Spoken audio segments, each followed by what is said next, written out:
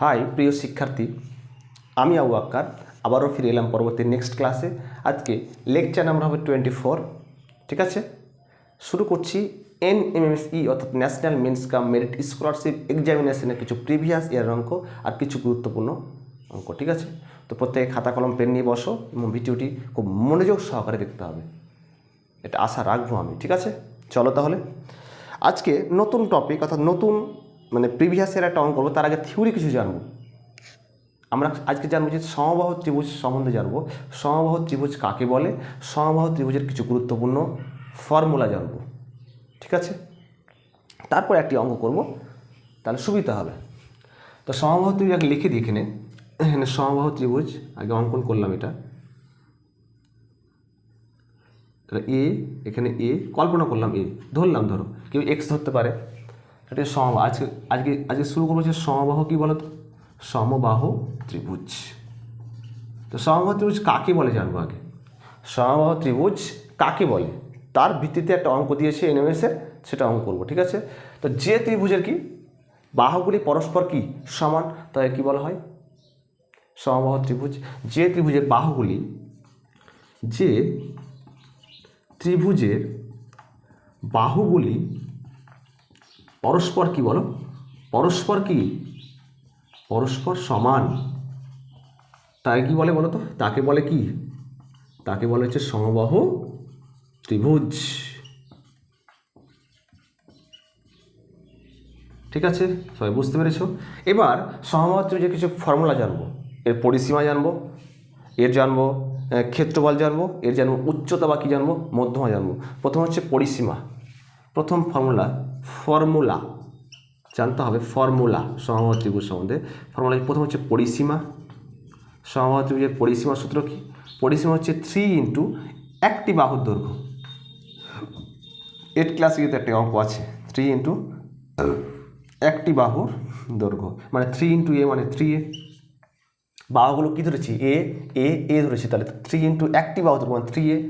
2 নম্বর হচ্ছে উচ্চতা বা মধ্যমা, উচ্চতা বা কি বলবে, মধ্যমা বলবে অনেক সময়, করতে হবে √3/2 ইন্টু বাহুর দৈর্ঘ্য, বাহুর দৈর্ঘ্য কত হবে, √3/2 ইন্টু কত হবে, এ। ঠিক আছে, বুঝতে পেরেছি আমার কথা।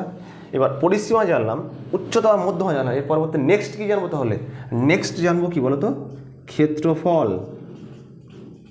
ক্ষেত্রফল তাহলে √3/4 ইন্টু কি, তাহলে বাহু স্কোয়ার মুখস্থ করতে হবে। তাহলে √3/4 ইন্টু কি, বাহু স্কোয়ার মানে কি, a স্কোয়ার। তাহলে প্রথমে জানলাম পরিসীমা 3 ইন্টু একটি বাহুর দৈর্ঘ্য, দ্বিতীয় জানলাম উচ্চতা বা মধ্যমা √3/2 ইন্টু বাহুর দৈর্ঘ্য, √3/2 ইন্টু এ, আর ক্ষেত্রফল হচ্ছে √3/4 ইন্টু কি, তাহলে বাহু স্কোয়ার। ঠিক আছে, বুঝতে পেরেছি আমার কথা। এবার আমরা কিছু জানবো, কি বলতো, আমরা জানবো এখন যে এটা প্রিভিয়াস এর অঙ্ক করি। তাহলে প্রত্যেকে নোটস করবে। ঠিক আছে, প্রত্যেকে অবশ্যই নোটস করবে, জানালাম। এবার একটি অঙ্ক দিয়েছে NMS-এ, খুব গুরুত্বপূর্ণ একটি অঙ্ক, লেকচার নাম্বার 24। অঙ্কটি দিয়েছে যে একটি সমবাহু ত্রিভুজের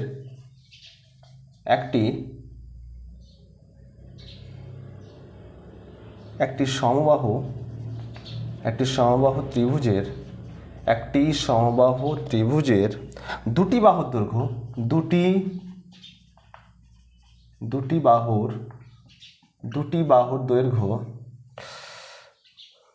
বাহুর দৈর্ঘ্য 1/4 ইন্টু 3x + 1 একক এবং 1/3 4x - 1 একক, মানে দুটি বাহুর দৈর্ঘ্য দেওয়া আছে হলে, কোশ্চেনে বলে দিয়েছে, হলে ত্রিভুজটির পরিসীমা চেয়েছে। ত্রিভুজটির পরিসীমা কত হবে, পরিসীমা কত হবে কোশ্চেনটি বলে দিয়েছে। এই নম্বর তাহলে কী লিখবো বলো, এই নম্বর তাহলে কী লিখবো, অপশানগুলো বলে দিয়েছে। একটা হচ্ছে 3, বি নাম্বার বলেছে 4, সি নাম্বার বলেছে 5, ডি নাম্বার বলেছে 1। তো সমবাহু ত্রিভুজের দুটি বাহু দৈর্ঘ্য দিয়েছে কত 1/4 × 3x + 1 আর দ্বিতীয় কী দিয়েছে 1/3 × 4x - 1 বলেছে ত্রিভুজটির পরিসীমা কত হবে। তাহলে আমরা জানি যে সমবাহু ত্রিভুজের প্রত্যেকটি বাহুর দৈর্ঘ্য কি সমান, তাহলে এই বাহু আর এই বাহু সমান করলে পেয়ে যাবো তাহলে x এর মান। আর x এর মান যখনই পেয়ে গেলাম তাহলে আমি পরিসীমা সূত্র কি জানি 3 × একটি বাহুর দৈর্ঘ্য, তাই না? তাহলে কী করবো বলো তো, প্রথম কাজ হচ্ছে কি যে সমান করে দেবো। তো 1/4 × 3x + 1 1/3 × 4x - 1। তাহলে বলো 1 এর সাথে 3x + 1 গুণ করলে কত হবে 3x + 1, তাহলে 3x + 1 বাই কত হবে তাহলে 4, 4x - 1 এর সাথে 1 গুণ কত হবে 4x - 1 বাই কত হবে 3। একটা কাজ করতে পারি, কর্নার গুণ করতে পারি, কর্নার 4 × 4 4 4 কত 16x, 4 × -4 একই রকম 3 × 3 মানে 3 3 3 9x, 3 3 9 9x প্লাস কত হবে 3 × 1 মানে 3।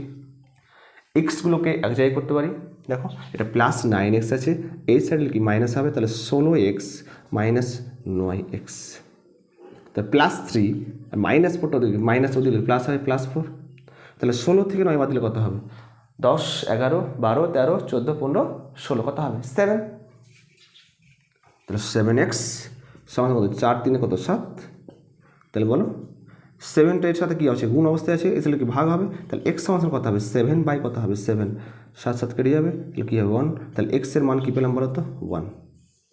তাহলে x এর মান 1 পেয়ে গেলাম, তাহলে পরিসীমা কত হয় বলো, পরিসীমা কত হবে, তাহলে পরিসীমার সূত্র হচ্ছে পরিসীমা, তার মানে 3 × একটি বাহুর দৈর্ঘ্য, বাহুর দৈর্ঘ্য কত পেয়েছি, কত পেলাম x এর মান কি 1 প্রত্যেকটা ক্ষেত্রে, তাহলে 3 × 1 মানে কত হবে 3, তাহলে এই নম্বর অপশন 3। ঠিক আছে, বাহুটাই হচ্ছে কি x না, বাহুগুলির দৈর্ঘ্য কত বলেছে না, প্রথম হচ্ছে বাহু, একটু মিস্টেক করলাম, বাহুগুলির দৈর্ঘ্য বলেছে, তাহলে প্রথমটা বাহুর দৈর্ঘ্য কত ছিল বলো তো, প্রথম বাহুর দৈর্ঘ্য কত বলেছিল, প্রথমটি দুটি বাহুর দৈর্ঘ্য বলেছিল না, একটা মান বসিয়ে দাও, তো বাহুগুলির দৈর্ঘ্য যে কোনো মান বসলে হবে, বাহুগুলির দৈর্ঘ্য যে কোনো একটাতে অ্যাপ্লাই করলে হয়ে যাবে, তাহলে 1/4 বাহুটা পেয়ে যাবে, তাহলে 3 × কত হবে x এর মান কি পেলাম 1 প্লাস কি 1 কত হবে, তাহলে 1/4, তাহলে 3 প্লাস কত হবে 1, তাহলে 1/4 × কত হবে 4, 4 4 কেটে যাবে, তাহলে পড়ে থাকবে কি 1, তাহলে 1 পেলাম x এর মান, তাহলে পরিসীমা কত হবে তাহলে পরিসীমা কত হবে বলো, পরিসীমা হচ্ছে 3 × একটি বাহুর দৈর্ঘ্য মানে 3 × 1 মানে কত হবে 3। ঠিক আছে, মানে বাহুগুলির দৈর্ঘ্য মানে এখানে দুটি বাহুর দৈর্ঘ্য চেয়েছি, এখানে x এর মানটা বসাও তাও 1 আসবে, এখানে বসাও তাও 1 আসবে, আর যেহেতু পরিসীমা চেয়েছে মানে 3 × একটি বাহুর দৈর্ঘ্য মানে 3 × 1 মানে কত 3। বুঝতে পেরেছো আমার কথা, বুঝতে পেরেছো, খুব ভালো অঙ্ক। আমরা প্রথম জানলাম সমবাহু ত্রিভুজ কী জিনিসটা, সমবাহু ত্রিভুজের পরিসীমা, ক্ষেত্রফল, উচ্চতা বা মধ্যমা জানলাম, তারপরে নেক্সট জানলাম কি একটি অঙ্ক এনএমএসসি এসেছিল। ঠিক আছে, কিছু কিছু সময় 9 ক্লাস অঙ্ক থেকে 9-এর বই থেকে অঙ্কগুলো তুলে দেয়। ঠিক আছে, তো পড়তে হবে, কিছু করার নেই। তো অঙ্কটি করলাম 1 নম্বর অঙ্ক, চলো 2 নম্বর অঙ্কটা করে ফেলি। 2 নম্বর অঙ্কটা কী বলেছে,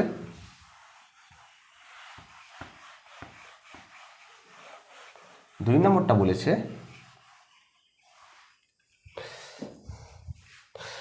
a by question number 2 a by 1 - a plus b by 1 - b plus c by 1 - c সমান 1 হলে চেয়েছে 1/1 - a প্লাস 1/1 - b প্লাস চেয়েছে 1/1 - c কত হবে। চেয়েছে কি বলতো, a/1 - a plus b/1 - b plus c/1 - c সমান 1 হলে চেয়েছে 1/1 - a plus 1/1 - b plus 1/1 - c কত হবে। এই নম্বর কত হবে বলো, এই নম্বর অপশান হচ্ছে 4, বি নম্বর হচ্ছে 3, সি নম্বর হচ্ছে 5, ডি নম্বর হচ্ছে 10। ঠিক আছে, তো কাজ কি, সলিউশন, কাজটা কি বলো, সলিউশন করছি a/1 - a plus b/1 - b plus c/1 - c সমান 1 বলেছে। ঠিক আছে, তো আমাকে তো চেয়েছে 1 বাই চেয়েছে, তো একটা কাজ করতে পারি, এই প্রত্যেকটা ক্ষেত্রে 1 যোগ করব। এখানে 1, এখানে 1, এখানে 1। তাহলে দেখো করছি, a by 1 minus a plus 1 করলাম, একই রকম b by 1 minus b plus 1 plus c by 1 minus c plus 1 সমান কত 1। এখানে যে 1 1 1 যোগ করলাম, তিনটা ক্ষেত্রে 1 যোগ করলাম, মানে এখানে কত হবে, সাইডে কত হবে, একই রকম 3। ঠিক আছে, দেখো 3 মাইনাস 3 মানে কেটে যাবে, মানে বাম পক্ষে যাই যোগ করবো, ডান পক্ষ থেকে তা যোগ করতে হবে। ঠিক আছে, তো একটা কাজ, এখন কি কাজ করতে, লসাগু করতে পারি। তাহলে দেখো 1 মাইনাসে লসাগু করো, 1 মাইনাসে, তো 1 মাইনাস একে যদি 1 মাইনাস এ ভাগ করি তাহলে 1 থাকবে, 1-এর সাথে আবার এ গুণ করলে কত হবে, এ হবে, 1-এর সাথে 1 গুণ করে কত হবে 1, 1-এর সাথে মাইনাসে, ঠিক আছে, প্লাস 1 মাইনাস বি, তাহলে 1 মাইনাস বির সাথে 1 মাইনাস বি গুণ করলে কী হয়, ভাগ করলে কত হয় 1, 1-এর সাথে বি মানে কত বি, প্লাস 1-এর সাথে 1 মানে 1 মাইনাস কত বি, একই রকম 1 মাইনাস সি, তাহলে 1 মাইনাস সিকে যদি 1 মাইনাস সিতে ভাগ করতে কত হবে 1, 1-এর সাথে সি মানে কত সি, প্লাস 1 ইন্টু 1 মাইনাস কত হবে সি, সমান কত 3 একে কত 4।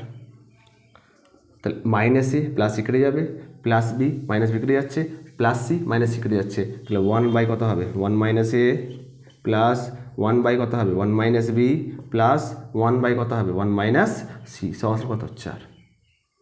দেখো পেলাম, দেখো এই নম্বর অপশান পেয়ে গেলাম তো নাকি 4।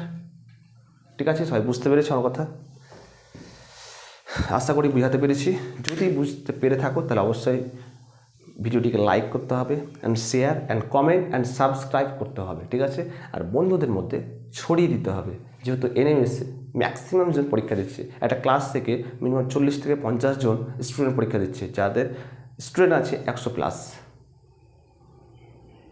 ঠিক আছে, খুব গুরুত্বপূর্ণ পরীক্ষা, পাস করলেই 48,000 টাকা পাওয়া যাবে। তার মানে কি, তো পড়াশোনা ভালোভাবে করতে হবে। তুমি এই বয়সে ক্লাস 8 ক্লাসে তুমি যদি এই পরীক্ষায় পাস করে যাও তাহলে তোমার বাবা মা খুব খুশি হবে।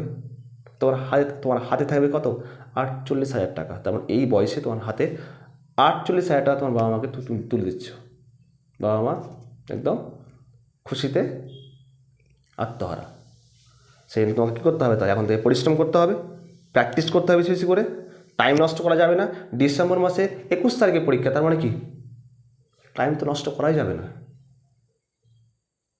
প্রত্যেকটা দিন তোমাকে পড়াশোনা করতে হবে, রেগুলার মেনটেন করতে হবে। ঠিক আছে, এটুকু বলার ছিল। আর ঠিক আছে, আজকে দুটো টপিক আলোচনা করলাম, একটা সমবাহু ত্রিভুজ, একটা অঙ্ক, বীজগণিতের একটা অঙ্ক করলাম, দুটোই কিন্তু প্রিভিয়াস ইয়ারের অঙ্ক। ঠিক আছে, তো এই টাইপের অঙ্কগুলো কিন্তু থাকবে। প্রত্যেকে ভালো করে পড়াশোনা করো, পরিশ্রম করো। আল্লাহ সবাইকে ভালো রাখুক, ভালো থেকো, সুস্থ থেকো, পরিবারের খেয়াল রেখো আর নিজের খেয়াল রেখো। ঠিক আছে, ধন্যবাদ। ঠিক আছে।